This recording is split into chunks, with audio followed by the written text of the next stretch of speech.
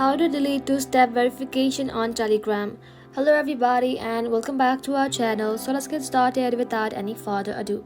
For that, first of all, you want to go ahead and simply open Telegram application in your mobile device. Once you open the application, you want to go ahead and sign in to your Telegram account. So once you sign into your account, in order to delete two-step verification, tap on settings like icon at the bottom right corner. Just like so, inside here you want to go ahead and tap on privacy and security. Inside privacy and security, you'll find two-step verification. Tap onto it, and just like so, you want to go ahead and type in the password that you have set for it. Once you type in the password, tap on next, and just like so, simply tap on disable password. Tap on disable again, and just like that, the two-step verification has now been disabled.